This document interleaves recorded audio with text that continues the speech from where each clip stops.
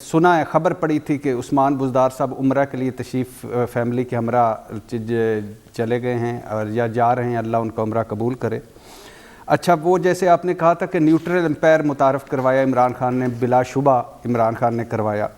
22 साल इमरान खान साहब ने हमें पूरे हर मौके पे ये भाषण दिया कि मैं जो हूँ ना, मैं ये तब्दीली लाऊंगा, एक ये रवायती सियासत नहीं होगी।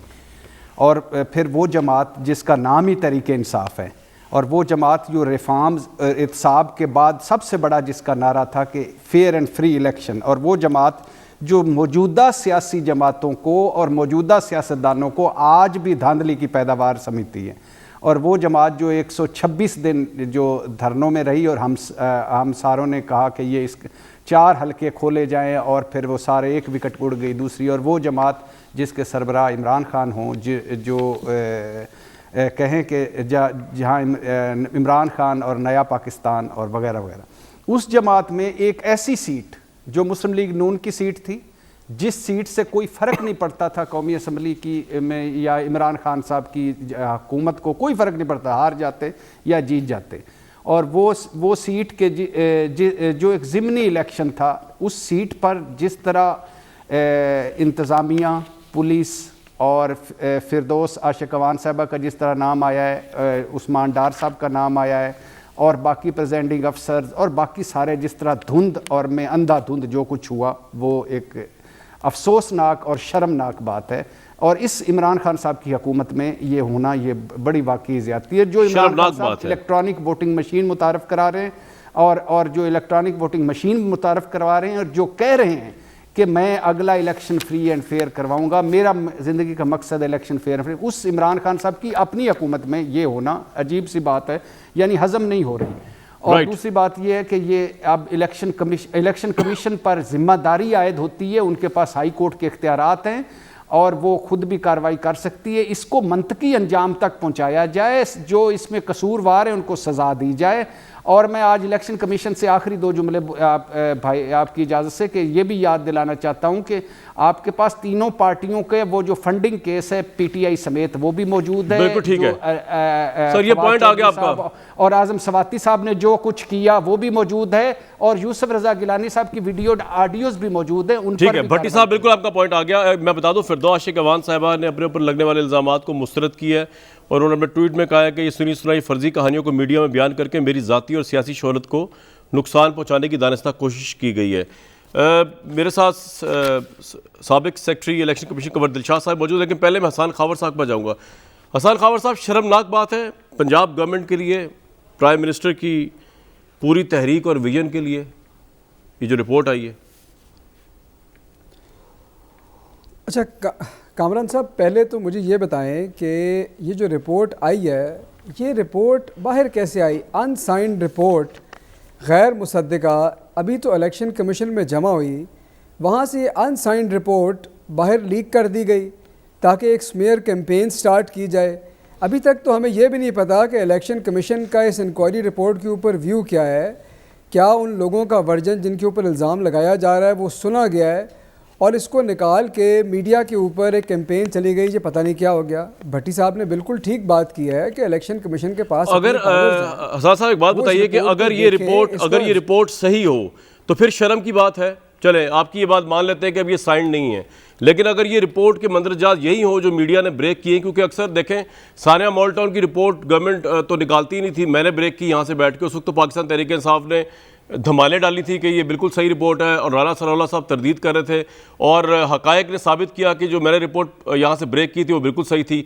99% केसेस में मीडिया की दी हुई रिपोर्ट बिल्कुल सही होती हैं। एक लम्हे के लिए आपकी बात मान भी ली जाए कि ये रिपोर्ट साइंड नहीं है, ये सही नहीं है, लेकिन अगर ये रिपोर्ट सही है, इखलाकी लिहाज से शर्म का मुकाम है ये पंजाब गवर्नमेंट के लिए कि उन्होंने ये धांधली कराई, अगर ये रिपोर्ट सही है। नहीं, मैं आपको थोड़ा सा मैं इस पर अपना व्यू दे दूं। आपने मॉडल टाउन की बात की, वो तो एक और तनाजुर में है। मॉडल टाउन सानिया भी इधर हुआ, हुकूमत ने खुद इंक्वायरी कराई। ये इलेक्शन कमीशन इलेक्शन करवा रहा था, उनकी इंक्वायरी है। उस इंक्वायरी के अंदर अगर आप पढ़ें, मैं आपको ज़रा एक दिलचस्प बात बताता हूँ। 133 सफ़े की रिपोर्ट के अंदर उन्होंने बेशुमार नाम लिए लेकिन जब आप उनकी ओवरऑल रिकमेंडेशंस पे जाते हैं तो आप पढ़े ना कि इंक्वायरी अफसर क्या लिख रहा है। इंक्वायरी अफसर कहता है कि जी उनकी कोऑर्डिनेशन बेहतर बनाई जाए। नहीं, आपके पास ये रिपोर्ट आ गई है, दूसरा वाला आप कह रहे थे साइंड रिपोर्ट नहीं, आपके पास ये रिपोर्ट आ गई है सर?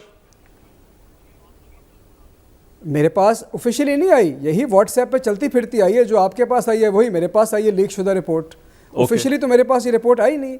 इलेक्शन कमीशन ने ऑफिशियली इसको कोई ना रिलीज़ किया है, ना उसके ऊपर कोई व्यू दिया है। ये गैर मुसद्दिका रिपोर्ट है। और मैं थोड़ा सा रिपोर्ट के अंदर जा रहा हूँ।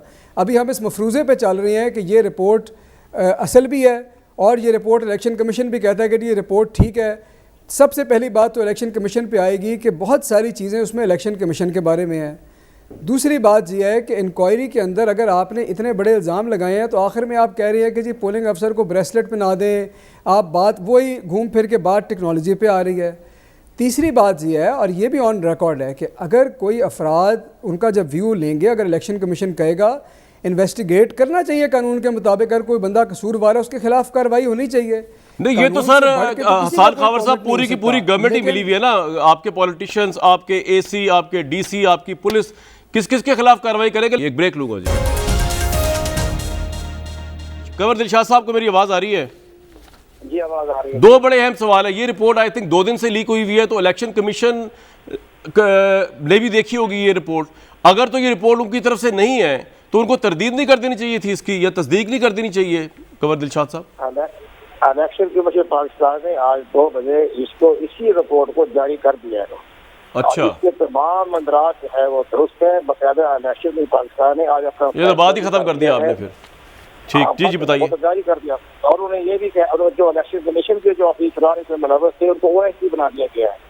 और इसके साथ साथ इनके जितने भी जो सूबाई गवर्नमेंट के, पुलिस के थे या महकमा तालीम के थे, उनके खिलाफ सारा केस बनाने के लिए वो डिस्ट्रिक्ट सेशन जज को रेफर करना चाहते हैं। जो कि आइन, जो सेक्शन एक्ट 2015 का जो सेक्शन जो है 167 पर 67, जिसमें ये लिखा हुआ है कि अगर पोलिंग स्टेशन पर कब्जा किया जाए, हरासमेंट की जाए, लोगों को अंदर दाखिला होना दिया जाए, वो भी सजा मिलेगी।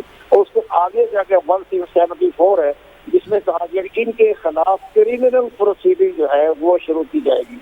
तो वो इलेक्शन पाकिस्तान के खिलाफ क्रिमिनल प्रोसीडिंग के लिए अपनी कार्रवाई कर रहा है। और वो कंवर साहब, ये रिपोर्ट किसी भी गवर्नमेंट के लिए या पंजाब गवर्नमेंट के लिए इन दिस केस डैमेजिंग, कितनी डैमेजिंग है? और क्या इससे पहले कभी ऐसा हुआ है कि इस तरह की रिपोर्ट, बहुत ही तो अग्रेसिव रिपोर्ट है अहमद से, कि पूरी गवर्नमेंट के ऊपर इल्जाम लगाए? बात यह है कि ठीक है जी, हमारे तर्जमान का काम होता है, ठीक है, तर्जमान जैसे इलेक्शन कमीशन का हो, गवर्नमेंट का हो, वो अपनी सपोर्ट तो करेगा, डिफेंड करेगा, ठीक कर रहे हैं हसान साहब। लेकिन हसान साहब से ये सवाल पूछा जाए कि वजीर आला के डिप्टी सेक्रेटरी जो है वो एसी हाउस में क्या कर रहे हैं? आप वकील के ऊपर सेक्रेटरी बैठे, लाहौर में बैठे, आप वो डिप्टी सेक्रेटरी जो है, ठीक है, वजीर आला का डिप्टी सेक्रेटरी है। तो इलेक्शन कमीशन जो है वजीर आला को नोटिस भेजने वाला है कि आप हमें ये बताएं कि आपका डिप्टी सेक्रेटरी एसी हाउस में क्या कर रहा था। अच्छा, वो वज़ीर आला को नोटिस भेजेगा इलेक्शन कमीशन आपके ख्याल में इस रिपोर्ट के तहत?